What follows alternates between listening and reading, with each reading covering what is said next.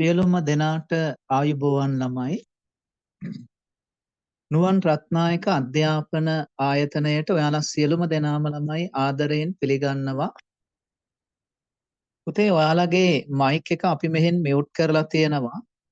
අනවශ්‍ය බාධාවන් අවම කරගන්න අපිට සහභාගී වෙලා ඉන්න අනිත් ළමයිට සිද්ධ වෙන අනිත් එක තමයි පුතේ දැන් අපි බැලුවට පස්සේ අපිට පේන්න තියෙන දෙයක් තමයි මේ සහභාගී වෙලා ඉන්න දරුවන් ප්‍රමාණය විශාල සංඛ්‍යාවක් නිසා අපිට සම්බන්ධ කරගන්න පුළුවන් සංඛ්‍යාව පුතා සම්බන්ධ කරගන්නවා. අපිට සම්බන්ධ වෙන්න බැරි ළමයි ටික පුතේ අපි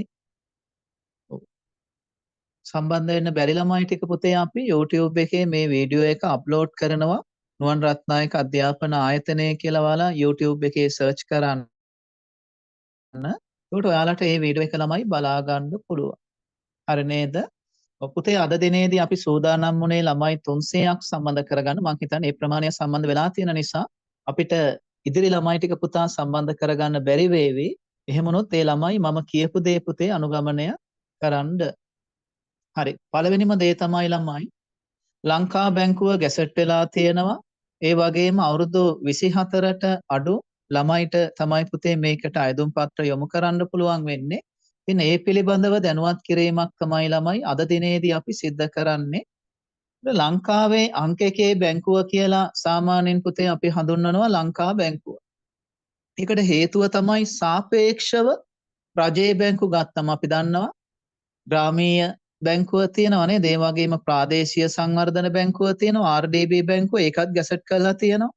ඒ වගේම ළමයි මහජන බැංකුව තියෙනවා. ඒ වගේම ජාතික ඉතිරි කිරීමේ බැංකුව තියෙනවා.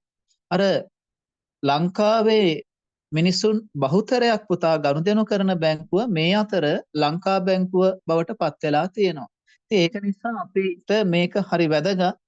මේ බැංකුවට තේරීපත් වෙන ගොඩක් ළමයි ආසාවෙන් බලාගෙන සිටිනවා. ඉතින් ඒ පිළිබඳව ළමයි අපි විස්තර ටිකක් පුතේ අද දිනේදී දැනුවත් කරන්නම්.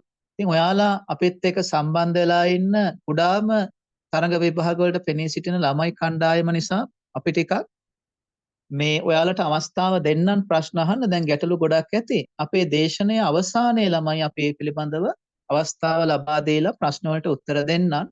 පුතා chat box එක විවෘතයි. මට පේනවා ගොඩාක් ප්‍රශ්න අහගෙන යනවා. ඉතින් මේ ප්‍රශ්න වලට අපි මේකෙදි උත්තර ලබා දීමක් සිද්ධ කරන නිසා අපි දැන් පිළිතුරු ලබා දීමක් සිද්ධ කරන්න යන්නේ නැහැ.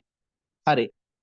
ළමයි මෙතනදී මේ පළවෙනි දේ තමයි අපි බලමු ළමයි මොනවාද සුදුසුකම් තියෙන්න ඕනි මේකට අදාළව අපිට අයදුම් කරන්න. එතනදී අනිවාර්යයෙන්ම ශ්‍රී ලංකාවේ පුරවැසියෙක් විය යුතුය කියලා තියෙනවා. මම ඒක කොහොමත් අපේ හැමෝටම තියෙන සුදුසුකමක් නිසා අපි බලමු එතනින් ඉස්සරහට. ඒ සාමාන්‍ය පෙළ විභාගයේදී විෂයන් 6ක් සමත් වෙන්න ඕන. එතනදී ඔයාලට සම්මාන සාමාර්ථ අපි කියන්නේ සී සාමාර්ථ කියලා. සම්මාන සාමාර්ථ 5ක් තියෙන්න ඕනේ. ඒකට මේ සම්මාන සාමාර්ථ 5 තියෙන්න ඕනේ. අනිවාර්ය විෂයන් තියෙනවා මව් භාෂ ඒ කියන්නේ සිංහල. ඒ වගේම ගණිතය ඊට පස්සේ ඉංග්‍රීසි. ඔය කියන විෂයන් තුනට සම්මාන සාමාර්ථ ඇතුළුව ළමයි සම්මාන සාමාර්ථ 5ක් තියෙන්න ඕනේ. වැඩ 6ක් සමත් වෙලා තියෙන්න ඕනේ. සාමාන්‍ය පෙළ පුතා අධ්‍යාපන සුදුසුකම විදියට. එතකොට එකම ප්‍රතිඵල ලේඛනයට තමයි ළමයි මේක තියෙන්න අවශ්‍ය. ඊළඟට අපොස උසස් පෙළ ගත්තට පස්සේ ඔයාලා ඕනෑම අංශයකින් කලාංශයකින් විද්‍යාංශයකින් වාණිජාංශයකින් ඕනෑම අංශයකින් පුතා විෂයන් 3ක් සමත් වෙලා තියෙන්න ඕනි. ඉතින් එතනදී කියනවා අපිට ඉංග්‍රීසි භාෂාව සාමාන්‍ය දැනුම සමත් වීම හැර අනිත් විෂයන් 3ක් පුතා සාමාන්‍ය ඉතිරි විෂයන් 3 සමත් වෙලා තියෙන්න ඕනේ. ඒක 3ක් තියෙන්න ඕනේ. ඒකට ඔයාලට ඔය සුදුසුකම් ටික තියෙන ළමයිට පුළුවන් මේ විභාගය සඳහා අයදුම් කරන්න. වෙනත් සුදුසුකම් විදියට පුතා සාමාන්‍යයෙන් අර කොමන් ක්වොලිෆිකේෂන් ටිකක් දාලා තියෙනවා. ඉහළ මට්ටමේ අන්තර්පුද්ගල සම්බන්ධතා සහ sannivedana හැකියාව. ඒකට ළමයි දන්නවා සාමාන්‍යයෙන් පුතා ඔයාලා යන්නේ ලංකා බැංකුවේ අභ්‍යාසලාභී මාණ්ඩලික සහකාර තනතුරට. ඉතින් පුතාලට තමයි ගොඩක් වෙලාවට බැංකුවට එන ගනුදෙනුකරුවන් සමග කටයුතු කරන්න සිද්ධ වෙන්නේ. එතනදී ඒගොල්ලන්ගේ ආකර්ෂණය දිනා ගන්න පුළුවන් වන විදියට, එයාලා අපහසුතාවයටපත් නොවන විදියට එයාලව සතුටු කරන්න පුළුවන් මට්ටමේ සේවාවක් තමයි ඔයාලගෙන් අපේක්ෂා කරන්නේ. ඉතින් එතනදී පුතා ඔයාලට ඉහළ මට්ටමේ sannivedana හැකියාවන් සහ පුද්ගල සම්බන්ධතාවයන් පවත්වා ගැනීම පිළිබඳව වැදගත් වෙනවා. ඒ වගේම සාමාන්‍යයෙන් දීලා තියෙනවා දැඩි උත්සාහය සහ කැපවීම සහිත පුද්ගලයෙකු වෙන්න ඕනි. කාලානුබද්ධ ඉලක්ක අනුව සේවය කිරීමේ හැකියාවක් තියෙන්න ඕනි. ඉතින් මෙතනදී පුතා දීලා තියෙනවා වයස සම්බන්ධයෙන්. දැන් ඊළඟට අපිට මৌলিක සුදුසුකම් ටික අපි කතා කරා. අධ්‍යාපන සුදුසුකම් ටික වෙනත් සුදුසුකම් දීලා තියෙනවා. මේවා නම් අපි හැමෝටම ගොඩක් දුරට තියෙන දේවල් ළමයි. වයස සම්බන්ධයෙන් කතා කරාට පස්සේ ළමයි අපි දන්න දෙයක් තමයි සාමාන්‍යයෙන් දැන් වයස මෙතන ළමයිට ප්‍රශ්නයක් වෙලා තියෙනවා. ඒක මට පේන්න තියෙනවා ගොඩාක් දෙනෙක් අහන ගැටලුවක්. ඔයාලා මේ බලන්න මෙතනදී අපිට කියනවා මේ අවුරුදු 24ක් හෝ ඊට අඩු විය යුතුය. එතකොට අවුරුදු 24ක් හෝ ඒ කියන්නේ අවුරුදු 24 අයටත් මේක පුළුවන්. 25 වෙලා නැති අවුරුදු 24ක් තියෙන ළමයිටත් මේකට අයදුම් කරන්න ළමයි පුළුවන්. පුතා අවම වයසක් මේකෙදි සඳහන් වෙන්නේ නැහැ. අවම වයස අපි දන්නවා ළමයි මේ වයස අවුරුදු 18ට වඩා වැඩිමහල් වෙන්න ඕනේ නේද? ඒතර අවුරුදු 18 තමයි අවම වයස සාමාන්‍ය. අවුරුදු 24 අයටත් පුතේ මේකට අයදුම් කරන්න පුළුවන්. හරි. ඉතින් ඊළඟට අපි ගියාට පස්සේ මේකේ දීලා තියෙනවා අපිට කොන්දේසි සහ නියමයන් සහ කොන්දේසි කියලා. එතනදී ඔයාලට දීලා තියෙනවා මේ කරුණු කාරණා කීපයක්. දැන් හරි ආසාවෙන් ගොඩක් අය බලා ඉන්නේ මේ වැටුප සම්බන්ධයෙන්. ඒතර ඔයාලට දීලා තියෙනවා මේකේ පුතා ඔයාලට දීලා තියෙන්නේ පුහුණු කාල සීමාව වසර 2ක් කියලා. ඒකට ඔයාලගේ පළමු වර්ෂය සඳහා ඔයාලට ලැබෙනවා මේ මාසිකව රුපියල් 55000ක දීමනාවක්. ඒ වගේම දෙවන වසර සඳහා ඔයාලට ලැබෙනවා මාසකට 70000ක වැටුපක්. ඕක තමයි පුතේ ඔයාලට දීලා තියෙන නියමයන් සහ කොන්දේසි. මේකට පුතා දීමනාවන් එහෙම එකතු වුණාට පස්සේ සාමාන්‍යයෙන් ඔයාලගේ ඒ කියන්නේ දීමනාවන් කියලා මම කියන්නේ ඕවර් ටයිම් අතිකාල දීමනා වගේ දීමනාවන් එකතු වුණාම ඔයාලට සාමාන්‍යයෙන් පුතා ඔයාලට ලක්ෂයකට හිටු වෙන්න එතනින් එහාට වැටුපක් ගන්න හැකියාවක් තියෙනවා. ඒතර මෙම තනතුරේ පුතේ කොන්දේසි ගොඩක් දීලා තියෙනවා මොනවාද තියෙන්න ඕනි කියලා. ඒතර ඔයාලට ඒ විස්තර ටික මම කතා කරන්නේ නැහැ ලොකුවට ඒක කියවලා බැලුවම තේරෙන නිසා. ඒකට මෙතනදී තව දෙයක් කියනවා. ඒ දේ තමයි මම අවධානය යොමු කරන්න මේ කලමනාකාරීත්වය විසින් වෙනත් ආකාරයකින් තීරණය කරන බොහෝ මිස අබ්සලාභී අවම වශයෙන් වසර 5ක අනිවාර්ය කාල සීමාවක් තමාට අනුයුක්ත කර ඇති පළාතේ සේවය කරන්න ඕනේ කියලා. ඒ කියන්නේ ඔයාලගේ කලමනාකාරීත්වය තීරණය කරනවා නම් ඔයාලට වෙනත් හේතුවකින් මොන හරි ගැටලුවක් තියෙනවා කියලා එහෙම අවස්ථාවක් තියෙනවාට වෙනස් කරගන්න. එහෙම නැතුව ළමයි ඔයාලා පුතා තේරීපත් වෙන පළාතේ අවම වශයෙන් අවුරුදු 5ක සේවා කාලයක් සම්පූර්ණ කරන්න ඕනේ. ඒක තමයි දරුවෝ කියන්නේ. ඉතින් මේකේ විශේෂ දෙයක් කතා කරන්නේ නැහැ. මේ ඊළඟට කියනවා ළමයි තෝරා ගැනීමේ පටිපාටිය. දැන් අපි කතා කරා මේකේ කොන්දේසි මොනවාද? ඒ වගේම සුදුසුකම් මොනවාද කියලා. ඉදිරියට ගියාම ළමයි අපිට අවශ්‍යතාවයි දැනගන්න දැන් අපිට සුදුසුකම් තියනවා නම් එහෙම අපි කොහොමද මේකට අයදුම් පත්‍රයක් යොමු කරන්නේ සහ මොනවාද මේකේ විභාග පරීක්ෂණයක් තියෙනවානේ මොකක් හරි යෝග්‍යතා පරීක්ෂණයක්. එතනදී කොහොමද අපි මේ විභාගයට අදාළ විෂයන් මොනවාද? ඕකේ අන්තර්ගතය මොනවාද? ඒ පිළිබඳව දැනුවත් කිරීමකුත් ඔයාලට අපි දැන් සිද්ධ කරනවා ළමයි. සාමාන්‍යයෙන් පුතේ අපි දන්න ඕනෑම රජය පවත්වන තරඟ විභාගයකට බඳවා ගැනීමේදී විභාගයක් ඔයාලා ලියන්න ඕනේ. ඒ විභාගයේදී ඔයාලා ලබා ගන්නා ලකුණු මත ඔයාලට පුළුවන් පුතා තනතුරට තේරීපත් වෙන්න. හැබැයි මෙතනදී ටිකක් ඒක වෙනස් වෙනවා. මම ඒක විස්තර කරන්නම්. ඔයාලා ඉතාමත්ම හොඳට පුතේ අහගෙන ඉන්න. ගොඩක් ළමයිට මට තේරෙනවා ගැටලු තියෙනවා. දැන් ඒ chat box එකේ ළමයි මම දැන් බලන්න නැතුව මේක කතා කරගෙන යන්නම්. හේතුව පුතේ අපේ සම්මන්ත්‍රණයේ අවසානයේදී අපි විශ්වාස කරනවා ඔයාලට අවශ්‍ය සියලුම කරුණු කාරණා පිළිබඳව පැහැදිලි අවබෝධයක් ලැබේවි කියලා. අපි අයදුම් කරන විදියත් ළමයි කියලා දෙන්නම්. ගොඩක් ළමයි අහලා තියෙන නිසා. හරි.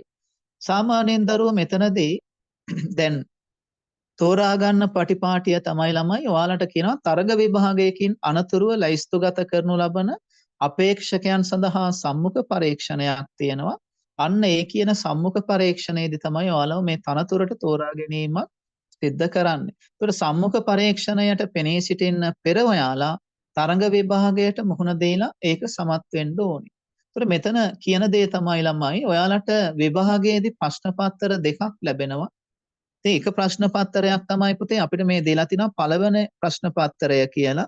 ඒතකොට ඒකේ තියෙනවා ළමයි සාමාන්‍ය දැනීම, ඒ වගේම බුද්ධි පරීක්ෂණය, තොරතුරු තාක්ෂණය කියලා විෂයන් 3ක දැනුමක් එක තමයි පුතා මේ ප්‍රශ්න පත්‍රය ලැබෙන්නේ.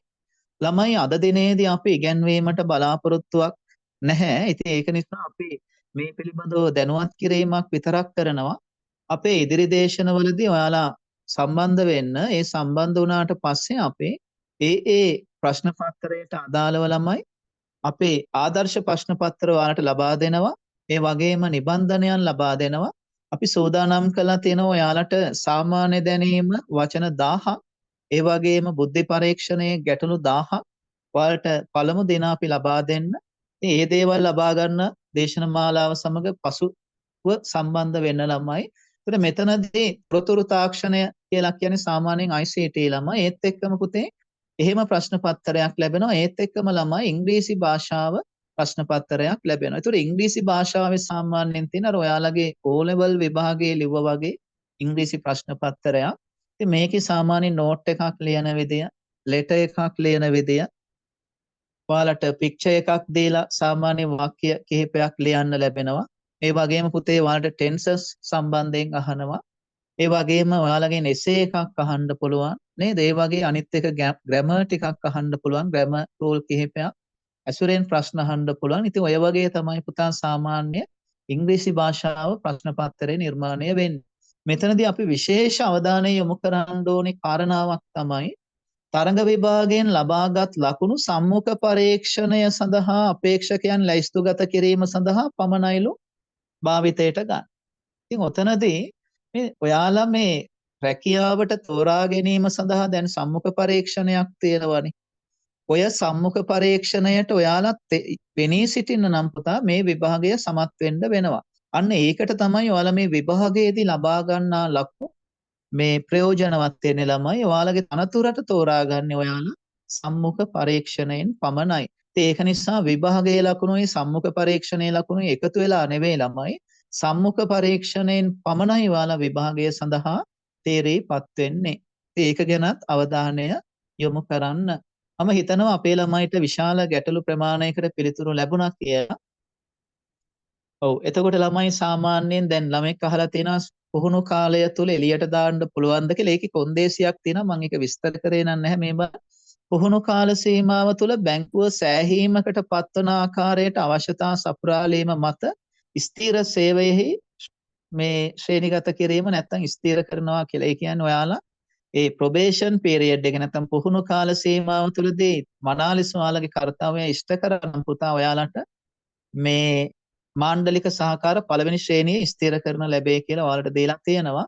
ඉතින් සාමාන්‍යයෙන් පුතා එහෙම අයින් කරන්නේ නැහැ නේද? ගොඩක් දුරට මේ තේරීපත් වෙන සියලු දෙනාම ඉතාම හොඳට එයාලගේ සේවය සම්පූර්ණ කරනවා නේද? හරි.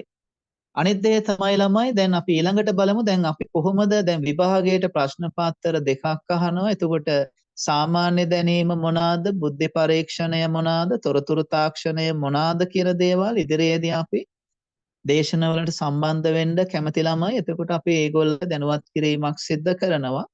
අනිත් එක තමයි ළමයි අයදුම් කිරීමේ පටිපාටිය දීලා තියෙනවා. එතනදී ඊටාම වැදගත් දැන් මේ අයදුම් කරන්න තියෙන්නේ ඔන්ලයින් ක්‍රමයට. අපි ඒකට නමක් කියනවා මාර්ගගත ක්‍රමයට කියලා. ළමයි අයදුම් කිරීමේ පටිපාටිය අපිට දීලා තියෙනවා මේ බලන්න ඔබ අයදුම්පත් ඔබගේ වෙබ් අඩවිය වන www.boc.lk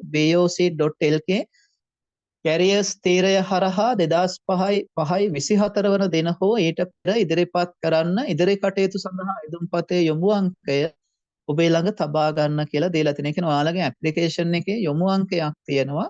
ඒක ඔයාලා මතක තියාගන්න කියලා තමයි කියන්නේ. එතකොට ළමයිට ගැටලුවක් තියෙනවා කොහොමද සර් දැන් මේක කොහෙන්ද ඇප්ලිකේෂන් එක හොයාගන්නේ කියලා.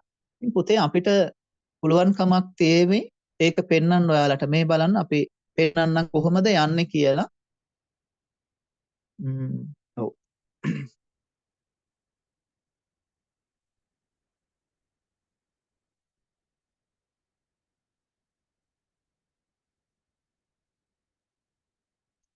පුතේ ඔයාලා සර්ච් කරන්න ඕනේ මේ පේන විදියට www.boc.lk careers කියලා. එතකොට පුතේ ඔයාලට ඒකේ වෙබ් පේජ් එක ලැබෙනවා Bank of Ceylon කියලා vacancies at BOC කියලා. අපි මේ පේජ් එකට යනවා මේ විදියට සිලෙක්ට් කරලා. ඒ ගියාට පස්සේ ඔයාලා මෙයාලගේ හෝම් පේජ් එකට එනවා අපි. එතකොට ඒකට ආවට පස්සේ ළමයි අපි පහලට යනවා.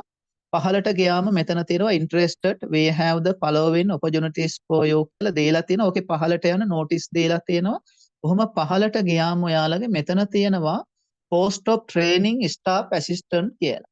අන්න ඒකට ගිහිල්ලා පුතේ අපි අපේ select කිරීමක් මේ විදිය කරනවා. එතකොට ඒකේ දීලා තියෙනවා closing date කියලා. එතනම තියෙනවා පහලින් more details කියලා ළමයි. පුතේ මම මේ more details කියන එක select කරනවා මේ විදිය. හරිද? ඒකට ඔයාලට ලැබෙනවා අපි අර ඉස්සලා කතා කරපු අයදුම් පත්‍රයට අදාළ විස්තරයන් ටික. ඒකට ළමයි මේක අපි ආයෙත් පහලට යනවා මේ විදියටම. පහලට ගියාට පස්සේ ඔයාලට තියෙනවා මෙතනදී instruction to candidates කියලා. ඉතින් මම මේක නිකන් select කරලා පෙන්නන්නම්. මෙතනදී විශේෂ කාරණාවක් කතා කරනවා. මෙතනදී කියන්නේ ළමයි submit your online application on. ඒ කියන්නේ පුතේ ඔයාලගේ විභාගයට අයදුම් පත්‍රය දාන්න ඕනි. දැන් වැඩි කාලයක් නැහැ. මේ 5/24 දිනයට කලින් අයදුම් පත්‍රය යොමු කරන්න අවශ්‍යයි. හරිද? ඒක තමයි උඩම දීලා තියෙන්නේ. අනිත් එක තමයි ළමයි ඔයාලට දීලා තියෙනවා මම මේකේ වැදගත් දෙයක් කියන මේ strongly advised not to use mobile phone to fill the online application. ඒ කියන්නේ ඔයාලට කියනවා කිසිම වෙලාවක මේ ඔයාලගේ mobile phone එකෙන් මේ අයදුම් පත්‍රය පුරවන්න යන්න එපා. හරිද? ඔයාලට දුරකථනයෙන් ඔයාලගේ මේ අයදුම් පත්‍රය ඒක තමයි පුතේ කියන්නේ it is strongly advised not to use mobile phone to fill the online application කියලා. ඒත් එක්කම කතා කරනවා do not wait till last date to apply කියලා. ඒ කියන්නේ අවසාන දිනය වෙනකන් පුතේ ඉන්නත් එපා කියලා කියනවා. මම මෙතනින් පොඩ්ඩක් අයින් වෙන්නම්. මේ අයදුම් පත්‍රයේ මෙන්න මෙතන තියෙනවා ළමයි apply now කියලා. අන්න එතෙන්ට ගිහිලා select කරන්න. එතකොට ඔයාලට ලැබෙනවා පුතේ මෙන්න මේ විදිය. මේකට ගියාට පස්සේ ඔයාලට අර more information කියලා තියෙනවා. ඒ තර ටිකම තමයි එන්නේ. මේ ඔයාලා මේක අපි ලබා දීමක් සිදු කරලා තියෙන්නේ ඔයාලගේ group එකට. මම හිතන්නේ ඒක කියවන්න ඇති හැමෝම. මේ මෙතනදී පුතේ අපි sign up ගිහිල්ලා පළවෙනිම දේ තමයි register වෙන්න ඕන. හරිද? application එක තාම අපි ලබා ගත්තේ නැහැ. අපි මේ යන්නේ අයදුම් පත්‍රය ලබා ගන්න. එතනදී ළමයි අපිට දීලා තියෙනවා ඔයාලගේ name එක. ඊළඟට ඔයාලට දීලා තියෙනවා email ID එක. ඒතකොට ඔයාලා මෙතන ගහන email address එක ළමයි මේ හරි මතකයේ තියෙන එකක් ගහන්න. හරිද? ඒත් එක්කම ඔයාලගේ name එකක් දාන්න. ඊට පස්සේ මම මේක පුරවන්න නැහැ ළමයි. password එකක් පුතාලගෙන් අහන්න. ඒතර ඔයාලගේ email address එකට යන්න පුළුවන් password එක ඔයාලා මෙතන ගහන්න. ඊට පස්සේ තියෙනවා confirm password කියලා. ළමයි ඔය වැඩ කරන email address එකක් දාන්න. ඒකට හේතුව තමයි ඔයාලා මෙතන register වෙලා sign in වුණාම ඔයාලා ආයෙමත් ඔයාලගේ email address එකයි password එකයි ගහන්න ඕනේ. එතනදී ඔයාලගේ mail එකට යනවා පුතා message එකක් BOC careers කියලා. එතකොට ළමයි එතනදී ඒ message එක ඔයාලා නිල් පාට message එකක් ඔයාලා ඔයාලගේ mail එකට ගිහලා එතනින් select කරාම ඒක auto active වෙනවා. හරිද? ඊට පස්සේ නැවත ඇවිල්ලා ඔයාලා email එකයි ඔයාලගේ password එකයි දැම්මට පස්සේ ඒක නතරින් active වුණාට පස්සේ තමයි ඔයාලට application එක මේ පෙන්වන්නේ. ඉතින් ඒක නිසා ඔයාලට හරි වටිනවා මෙතනදී නිවැරදිම තොරතුරු ඔයාලගේ ලබා දෙන එක. ඒත් ඔයාලගේ නම ලබා දෙන්න, email address එක ලබා දෙන්න, ඊළඟට password එක ලබා දෙන්න, ඒ password එකම නැවත confirm කරන්න. ඊළඟට secret questions කියලා අහලා තියෙනවා. අපි බලමු මොනවාද කියලා. මේකේ අහනවා what is the place you like to visit? ඒ කියන්නේ ඔයාලා සංචාරය කරන්න කැමති ප්‍රදේශයක් නේද? ඒ වගේම මේ ස්ථානයක්. මේකේ ගොඩක් ප්‍රශ්න අහලා තියෙනවා. අම්මගේ නම අහලා තියෙනවා. What is your favorite game? What is your pet name? What is your mother name? නේද? ඒ වගේ ඔයාලා කැමති දෙයක් දෙන්න. ඒකට හේතුව තමයි හදිස්සියේ හරි ඔයාලගේ password එක ඔයාලට අමතක වුණොත් එහෙම මේ හරහා නැවත ඔයාලට තහවුරු කරගන්න පුළුවන් තොරතුරු. ඉතින් ඒක නිසා තමයි ඔතනදී දෙයක් ලබා දෙන්න. දැන් මම select කරොත් මෙහෙම what is place you like to visit කියලා අපිට answer එක දෙන්න පුළුවන්. පහළ තියෙනවා answer කියලා. ඒතර ඔයාලා යන්න කොහෙද කැමති? අනුරාධපුරේද, කැන්ඩිද? ඒ අදාළ තැනක් ලබා දෙන්න. ඊපස්සේ මේකේ capture එකක් දීලා තිනවා. ඒකේ පුතේ දීලා තියෙන්නේ අපිට ඔයාලට පේනවා simple ලකුරු දීලා තියෙනවා. ඊට පස්සේ capital ලකුරු දීලා තියෙනවා. ඊට පස්සේ මේ අංක දීලා තියෙනවා. ඉතින් ඔය capture එක ඔය විදිහටම ඔයාලා නැවත retype කරන්න ඕනේ පහළ තියෙන මේ කොටුවේ. ඊට පස්සේ පුතාලා මෙතන රෙජිස්ටර් වෙන්න දැන් මම මොනවද දීලා නැති නිසා රෙජිස්ටර් වෙන්න බෑ. ඊට පස්සේ ඔයාලා රෙජිස්ටර් වෙලා මෙතනින් සයින් ඉන් වෙන්න. එතකොට ඔයාලට ආයෙත් ලැබෙනවා මේල් ඇඩ්‍රස් එකයි පාස්වර්ඩ් එකයි ගහන්න. එතනදී මේල් ඇඩ්‍රස් එක ගහලා පාස්වර්ඩ් එක ගැහුවට යන්න බෑ. ඔයාලට VOC එකෙන් මේල් එකක් ලැබෙනවා ඔයාලගේ මේල් එකට. එතෙන්ට ගිහලා ඔයාලා ඒක ඇක්ටිව් කරගන්න. ඇක්ටිව් කරගෙන ආයෙ වෙලා පාස්වර්ඩ් එක ගැහුවම ඉස්සරහට යන්න පුළුවන්. මම හිතන්නේ පුතේ ඔය ටික තමයි දැනුවත් කරන්න තියෙන්නේ. මේ ඉතින් ළමයි ඔය විදියට ඇප්ලිකේෂන් එක ගන්න ඒකේ කතා කරපු දේවල් පිළිබඳව අවධානයක් තියාගන්න අපේ හැමෝම. ඉතින් අනිවාර්යයෙන් 5:24 වෙනකම් ඉන්න එපා. ඊට කලින් ලබා දීමක් සිද්ධ කරන්න. ඉතින් කොහොමද මේක පුරවන්නේ කියලා විස්තර ටික ඔයාලගේ දීලා තියෙනවා. ඉතින් මේකේ ඔයාලට කියනවා පුතා ඔයාලගේ දත්තවල ආරක්ෂාවක් තියෙනවා කියලා. ඉතින් ඔය විස්තර ටික තමයි කතා කරන්නේ. වෙනත් ගැටලු සම්බන්ධයෙන් තියෙනවා නම් මම ළමයිට අහලා තිනවා දේශනවලට සම්බන්ධ වෙන විදිහ අහනවා. 24 ඔව් ලබලා තියෙන සර්. ඔව් මට පැහැදිලි මදි පුතේ මැසේජ් එක. ඒක ආයෙත් දාන්නේ ළමයා 24 ලබලාද තියෙනවා කියලාද කියන්නේ ඔය? ඔව්. ඔව් ගණිතයට S එකක් තියෙනවා නම් පුතේ බෑ අයදුම් කරන්න දරුවෝ. ඔව්. ඔය එකම ප්‍රතිඵල ලේඛනයේ තමයි මේක තියෙන්න අවශ්‍යයි කියලා පුතේ කියන්නේ. ඔව්. A level ඉංග්‍රීසි අවශ්‍ය නැහැ. ඒකයි මම කිව්වේ A level මේ මෙතන දීලා තියෙනවා බලන්න සාමාන්‍ය ඉංග්‍රීසි හා පොදු පරීක්ෂණය හැර විෂයන් 3ක් සමත් වෙන්න ඕනේ කියලා. ඔව්. පුතේ 24යි නම් දැන් මෙතන පැහැදිලිව කියනවා නේද? ඒක මේ බලන්න වයස අයදුම්පත් බාර ගන්න අවසාන දිනට වයස අවුරුදු 24ක් හෝ ඊට අඩු. ඒ කියන්නේ 24ටත් පුළුවන්. 25 වෙලා නැතිනම් දාන්න මේකට ගැටලුවක් නැහැ. හරි නේද? හරි. ඔව් වැටුප දෙවෙනි අවුරුද්දේ 70000ක් ලැබෙනවා. එතනින් ඉස්සරහට දීමනාවන් සහිතව වැඩි වේවි. සෑම අවුරුද්දකට සැරයක්ම පුතා යම් ප්‍රමාණයක් වැඩි වෙනවා. ඔව් දීමනාවන් කියන්නේ ගොඩක් වෙලාවට ඔය සෙනසුරාදා වැඩ කරනවා. OT වගේ ගොඩක් වෙලාවට පුතා ලැබෙනවා. ඔව්. RDB බැංකුවත් පුතේ ගැසට් වෙලා තියෙනවා. අපි ඒකට වෙනම සම්මන්ත්‍රණයක් තියන්නම් ළමයි. අපි දැන් මේ අද කතා කරන්නේ BOC බැංකුවට අදාළව මේ මාණ්ඩලික සහකාර මේ අභ්‍යාසලාභීන් බදවා ගැනීම සම්බන්ධයෙන් මේ එතකොට අපේ ප්‍රාදේශීය සංවර්ධන බැංකුව එකත් ගැසට් වෙලා තියෙනවා. මම හිතන්නේ මේ දේවල් ටිකමයි ඉල්ලන්නේ.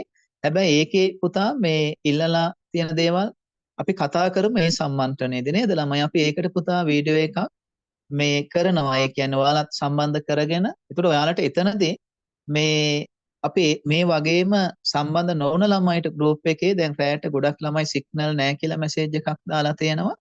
පුතේ අපි ඒකට දැන් රෙකෝඩින් එකක් එහෙම ලබා දෙනවා. දැන් මේකෙත් රෙකෝඩින් එක ඔයාලගේ ගෲප් එකට දානවා. දැන් ඔය හරියට මේක අහගන්න බැරි වුණ ළමයි ඉන්නවා නම් එහෙම යාලට පුළුවන් ඒ රෙකෝඩින් එක බලන්න. ඔව් ගොඩක් සම්බන්ධ වෙන්න බැරි වුණ ළමයිනුත් ඉන්නවා. ඉතින් එයාලට පුළුවන් අපි දැන් මේක අද 300යි අපි ගන්න පුතේ. ඉතින් ඇතුළත් කරගන්න පුළුවන් අපිට. ඉතින් අපේ තනේ 300ම ළමයි සම්බන්ධ වෙලා තියෙනවා.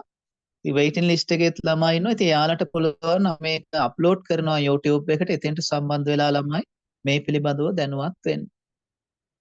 ඔව්. හරි. පුතේ දේශනවලට සම්බන්ධ වෙන්න පුළුවන් මෙහෙම අපි ඔයාලගේ WhatsApp group එකට දානවා. අපේ ස්ටාෆ් එකක් ඉන්නවා අපේ අධ්‍යාපන ආයතන. ඉතින් ඒ සර්ලා ඔයාලත් එක්ක සම්බන්ධ වෙලා ඔයාලට ටයිම් ටේබල් එකක් දෙනවා. ඉතින් මාස 3යි මේ විභාගය කොහොමත් පුතා අපි සූදානම් කරන්නේ ඔයාලව. ගොඩාක් වෙලාවට මාස 3කින් හෝ මාස 4කින් මේ විභාගය තියෙනවා. ඉතින් මම ගොඩක් ළමයි අහලා තිබ්බ ප්‍රශ්නයකට උත්තර දුන්නේ විභාගය කවද්ද තියෙන්නේ කියලා. ඉතින් පුතේ අපි ඔයාලව සති 12ක් ඇතුළත සූදානම් කිරීමක් සිද්ධ කරනවා. ඉතින් ඒකට අපි ළඟ තාම දක්ෂ ආචාර්ය මණ්ඩලයක් ඉන්නවා.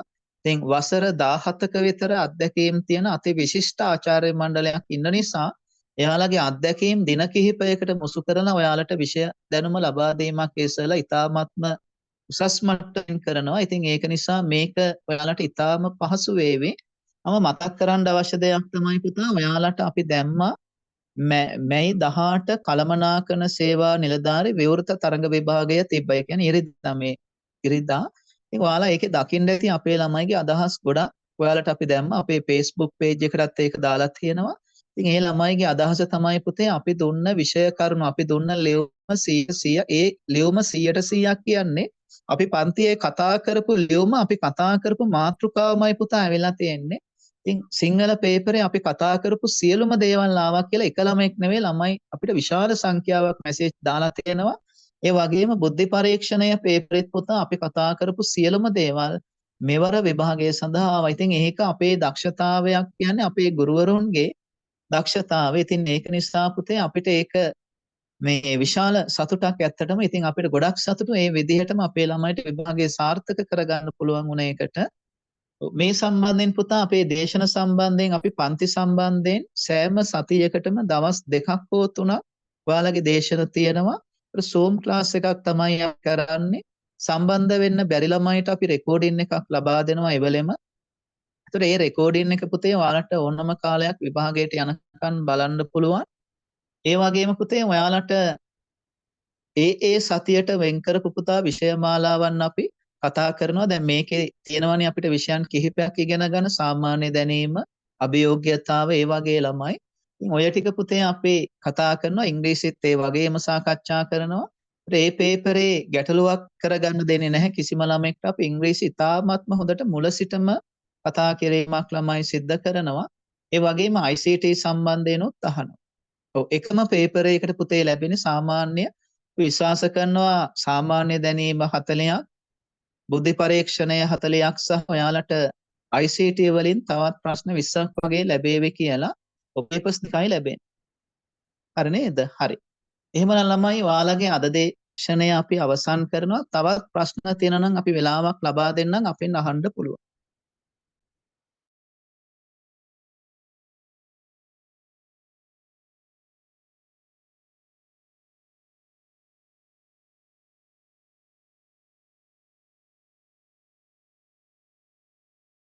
ඔව් මම හිතන්නේ මේ පිළිබඳව දැනුවත් කිරීමක් කරා ඔයාලට. ඔව් නේද? පුතේ අපේ රෙකෝඩින් එකේ මං හිතන්නේ සම්බන්ධ වුණ ළමෙක් වෙන්න ඇති, පස්සේ සම්බන්ධ වුණ ළමෙක් වෙන්න ඇති. ඔයාලට පුළුවන් ඔව් ඒ පිළිබඳව පුතේ අපි දැනුවත් කිරීමක් කළා.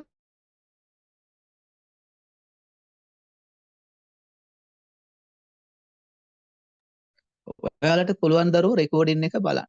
හරි නේද පුතේ?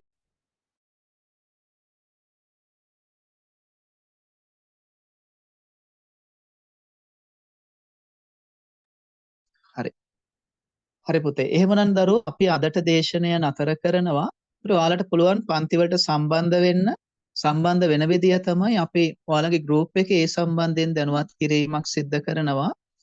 සම්බන්ධ වෙන්න බැරි වුණ ළමයිට කිසිම ගැටලුවක් නැහැ. මේක පුතේ අපි නැවතත් කියනවා ඔයාලගේ ගෲප් එකට අපි මේකේ ලින්ක් එක ලබා දෙන්නම්. එතකොට ඔයාලා මේකෙන් ගිහිල්ලා ඒ රෙකෝඩින් එක බලන්න පුළුවන්. හරි. එහෙමනම් ළමයි අපේ පුතේ අද දිනේදී ඉගැන්වීමක් සිදු කරන්නේ නැහැ. දේශනාවට සම්බන්ධ වෙන්න කැමැත්තෙන් සිටින ළමයිට පුතේ අපේ ඒ සම්බන්ධයෙන් දැනුවත් කිරීමක් කරනවා. ඒකට ඔයාලට පුළුවන් දේශනාවට සම්බන්ධ වෙලා ඔයාලට මේකට මනා ලෙස සූදානම් වෙන්න. ඉතින් එහෙම සූදානම් වෙලා පුතේ මේ උසස් විභාග ජයග්‍රහණයක් ලබන්න කියලා අපි සියලුම දෙනාටම සුබ ප්‍රාර්ථනා කරන ගමන් පුතේ අද දිනේදී අපි නොමිලේ සම්මාන්ත්‍රණය ළමයි නතර කිරීමක් පුතේ සිද්ධ කරනවා. ඔයාලට වෙනත් මොන හරි දැනගන්න තියෙනවා නම් පුතේ අපෙන් ප්‍රශ්නයක් අහන්න පුළුවන්. ඔව්. ඔව් 24 දේලා තියෙන්නේ නේද? 24ට කලින් ඒ කියන්නේ 24 වෙනිදාට කලින් දාන්න කියලා කියන්නේ ඒක අර උපදේශක් දුන්නා 24 වෙනකන් මෙන්න එපා කියලා. ඔව්. ඔන්ලයින් විතරයි ළමයි තියෙන්නේ. වෙන ක්‍රමයක් නෑ පුතේ මේ ආයුධම් පත්‍රය යොමු කරන්න. ඔව්. හරි නේද පුතේ එහෙමනම්? හරි. ඒතර මේකට අදාළව අපේ වැඩසටහන මෙහෙමයි ළමයි අපි ඔයාලට ඒ විෂයට අදාළව මේ ප්‍රශ්න පත්‍ර සූදානම් කරලා තිනවා විභාගයේ විදිහටම. ඉතින් ඔයාලට තියෙන ඒ පාඩම් නිවර්දිව අපෙන් ඉගෙනගෙන විෂය කරුණු 100% අවරණය කරගෙන ඔයාලා අපිත් එක්ක මේ ප්‍රශ්න පත්‍ර කරන්න පුළුවන්. ඉතින් එතනදී ඔයාලගේ දැනුම සහ පුහුණුව වැඩි කරගන්න පුළුවන්. අනිත් දේ තමයි ඔයාලගේ ඔය දේශනවලට එදා කාට හරි සම්බන්ධ වෙන්න බැරි වුණොත් ඉන්නේ එහෙම මේ ළමයිට අපි අනිවාර්යයෙන්ම රෙකෝඩින් එක ලබා දෙන නිසා ගැටලුවක් නැහැ. හරි. එහෙමනම් පුතේ අපේ මේ වෙනත් ගැටලුවක් නැති නිසා අදට අපේ සම්මන්ත්‍රණය අවසන් කරනවා ළමයි. එහෙමනම් සියලුම දෙනාට පුතේ මේ සුබ අනාගතයක් කියලා අපි අද පුතේ දේශනය අවසන් කරමු.